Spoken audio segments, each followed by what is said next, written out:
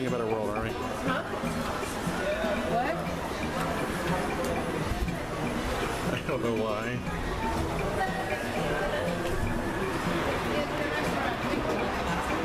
Why? In Bucharest, officially we have 2 million inhabitants. Maybe for you 2 million is not very much. It is? Okay. For us it's a lot because it's the largest city in Romania. Romania has around 20 million inhabitants. And also by far this is the largest city in Romania. The second largest city in Romania is Timișoara, the place where the revolution started, the west side. It counts around 500,000 inhabitants. And then we have larger cities, 300, 400,000 inhabitants, then small cities of 100,000 inhabitants. It's 9 o'clock. It's not 8 o'clock. Yes, we just changed the hour on Saturday night, so that's why. This is the university library.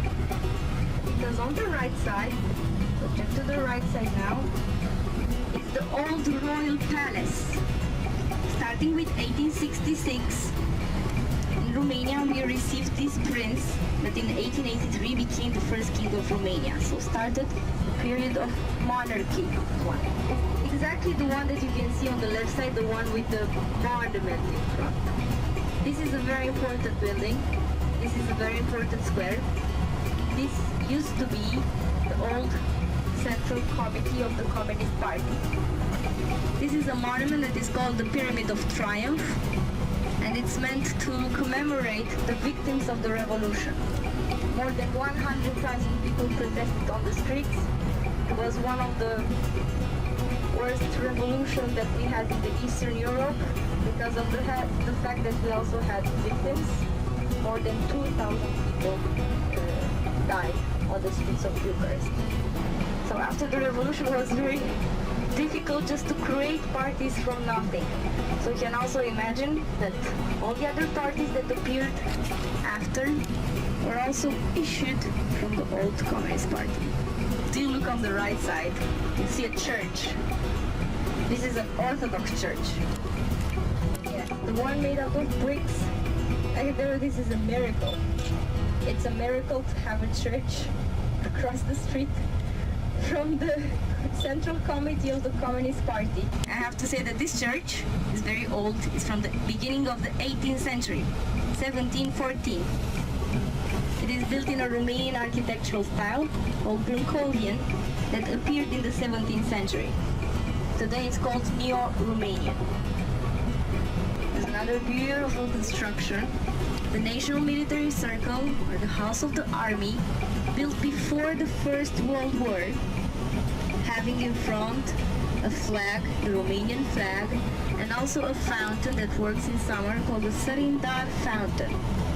Behind these buildings, and if you look to the small streets, we have the old town. This is mostly today a walking area in Bucharest. And from time to time we also have some passages that make the connection between this boulevard and the old town. We will see in a few moments 2 passages.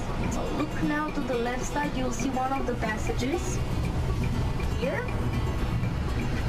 And we'll see another one in a few moments, which is actually named after him. The Villa Cross passage will be here to the left side. Here.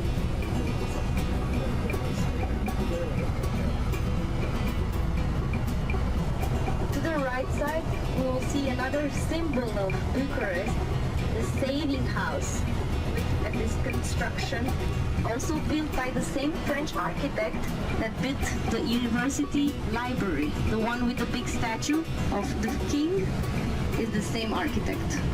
This was actually built in the presence of the king, and it was the first Romanian bank, and it still is. So, the saving house. On the left side, there's another beautiful construction. We will see it in a few minutes. It is today the National History Museum, but it used to be the Postal Palace.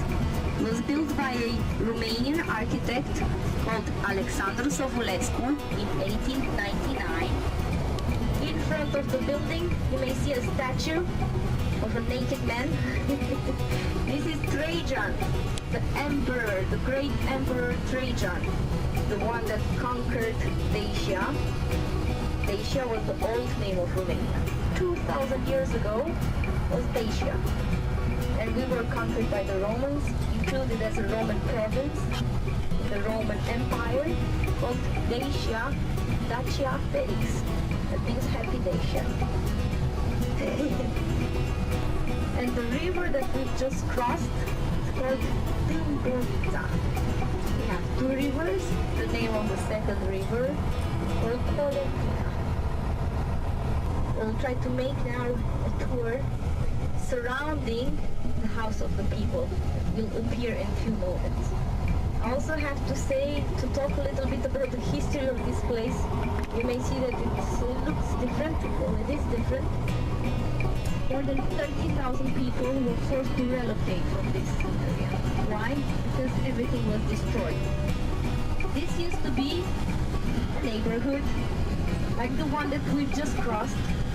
Not quite a very common neighborhood, but it was part of the old historical center. It was part of the old town. Buildings like the ones that you saw on the Victory Way. And everything was destroyed. On the left side, this is the entrance to the Chamber of Deputies. And today we have the House of the People, or the Palace of the Parliament. The construction of the House of the People started in 1984.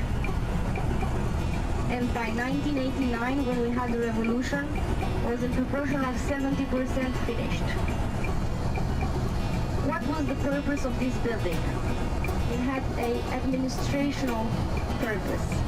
Ceausescu never intended to live here. It was not his house, it was his office. We had 20,000 workers working day and night, 3 shifts, and a team of 700 architects. The chief architect was a woman. Yay! Her name was Anca Petrescu. She was 30 years old. The ambition of Ceausescu was also to build this huge construction, which is the second largest building in the world after the Pentagon, concerning its surface, and the third in the world concerning its volume, after Cape Canaveral and the pyramid in Mexico. Just to imagine, it is 3% larger than the Cheops pyramid in Egypt. Inside, we have a huge quantity of marble from Romania. Exactly 1 million cubic meters of marble.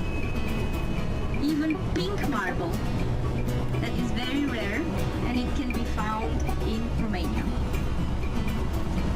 Also, 3,500 tons of crystal, also from Romania, from Mediaș, which is a city in Transylvania.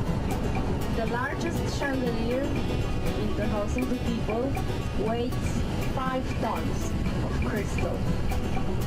It has a special chamber just to clean it.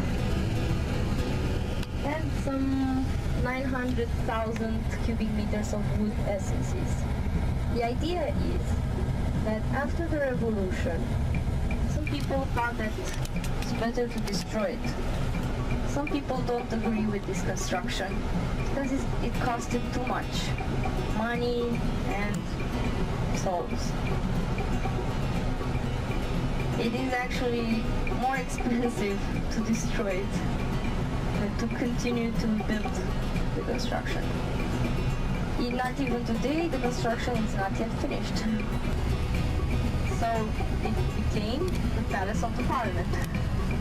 You can say that now it's symbol of both regimes. It was mainly built during the communist regime, and now we have the parliament inside.